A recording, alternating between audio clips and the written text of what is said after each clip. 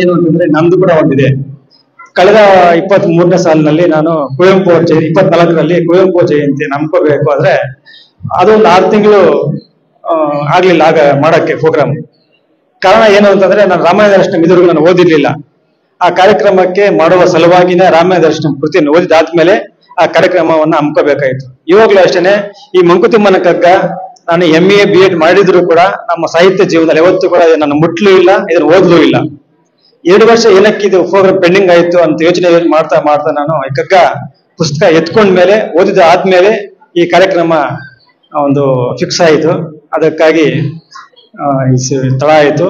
ಅದಕ್ಕಾಗಿ ವಿಶೇಷವಾಗಿ ಮಾಡ್ಬೇಕು ಈ ಕಾರ್ಯಕ್ರಮ ಅಂತ ಹೇಳ್ಬಿಟ್ಟು DV ಗುಂಡಪ್ಪನವರ ಜಯಂತಿಯನ್ನ ಚಿತ್ರಕಲೆ, ಪ್ರಬಂಧ ಸ್ಪರ್ಧೆ, ಕಗ್ಗದ ಕಂಠಪಾಠ, ಭರತನಾಟ್ಯ ಈ ತರ ಒಂದು ಹಲವಾರು ಒಂದು ಮಕ್ಕಳಿಗೆ ಸ್ಪರ್ಧೆ ನಡೆಸಿ ಈ ಮುಖಾಂತರ ಮಕ್ಕಳಲ್ಲಿ ಒಂದು ಗುಂಡಪ್ಪನ ಬಗ್ಗೆ ಒಂದು ಸಾಹಿತ್ಯ ಪ್ರಚಾರವನ್ನು ಮಾಡಬೇಕು ಅಂತ ಹೇಳ್ಬಿಟ್ಟು ನಮ್ಮ ಬೆಳಗು ವೇದಿಕೆಯಿಂದ ನಾವು ಕಾರ್ಯಕ್ರಮವನ್ನು ನಂಬ್ಕೊಂಡಿದ್ದೀವಿ.